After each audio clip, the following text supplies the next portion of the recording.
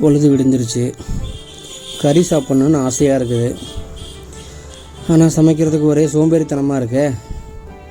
Okay, அப்புறம் நீங்கள் சோம்பேறி சிக்கன் செஞ்சுருவோம். என்னது சோம்பேறி சிக்கனா? அதானே யோசிக்கிறீங்க? ஆமாங்க, என்னை மாதிரி சோம்பேறிங்களுக்கெல்லாம் சாப்பிட்ணுன்னு ஆசை இருக்கும், ஆனால் சமைக்கிறது கொஞ்சம் கஷ்டமாக இருக்கும். அதுக்கு தான் இந்த ரெசிபியே கண்டுபிடிச்சிருக்கோம். பாருங்கள், ரொம்ப ஈஸியாக இருக்கும். சிக்கன் எடுத்து நல்லா ஒரு 3 வாட்டி உப்பு மஞ்சள்லாம் போட்டு சுத்தமாக கழுவி எடுத்துருங்க. அதில் உள்ள கொழுப்பு ரத்தக்கரை எல்லாத்தையும் சுத்தமாக கழுவி எடுத்துருங்க.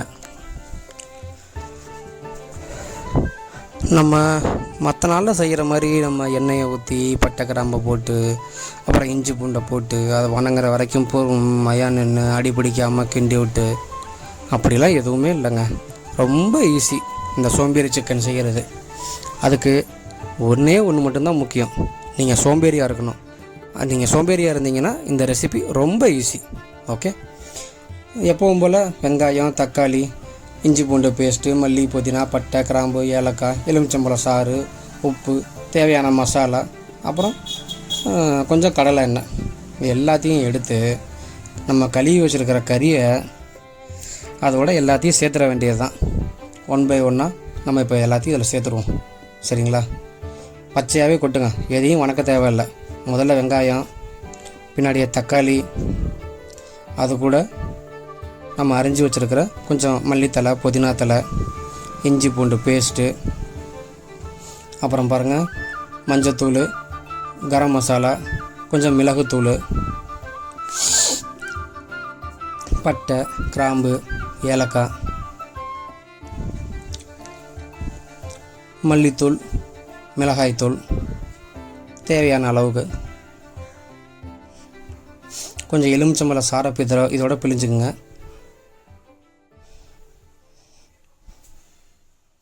என்னடா எல்லாத்தையும் பச்சையாக போடுறேன்னு தானே பார்க்குறீங்க? அதுதாங்க சோம்பேறி சிக்கன். எல்லாத்தையும் பச்சையாக போட்டு அப்படியே நல்லா கையை போட்டு பிரட்டுங்க.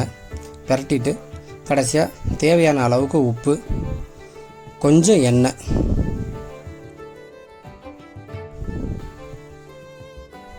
அவ்வளோதாங்க.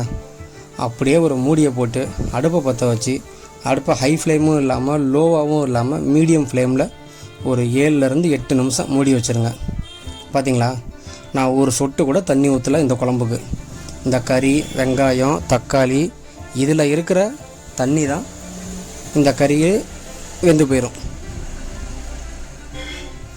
இப்போது நீங்கள் உப்பு, மசாலா, காரம் இதெல்லாம் டேஸ்ட் பண்ணி பாருங்கள்.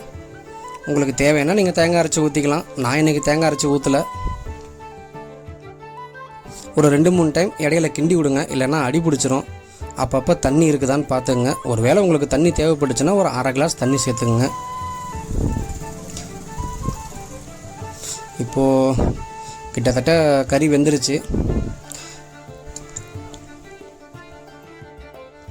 அவ்வளோதாங்க.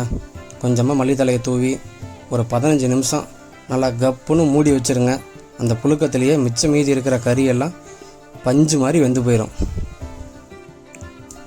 தலைவாழை இலையை போட்டு 2 பரோட்டாவை போட்டு 2 கரண்டி நம்ம செஞ்சு வச்சுருக்கிற சோம்பேறி சிக்கனை அள்ளி வச்சு பிச்சு சாப்பிட்டிங்கன்னா டேஸ்ட்டு வேறு லெவலில் இருக்கும். ரொம்ப ஈஸிங்க. ஒரு 1/2 hour இருந்தால் போதும். உங்களுக்கு வெங்காயம், தக்காளி அரிஞ்சு, மல்லி, புதினா, இஞ்சி பூண்டு பேஸ்ட் இதெல்லாம் ரெடி பண்ணுறதுக்கு மட்டும்தான் டைம் ஆகும்.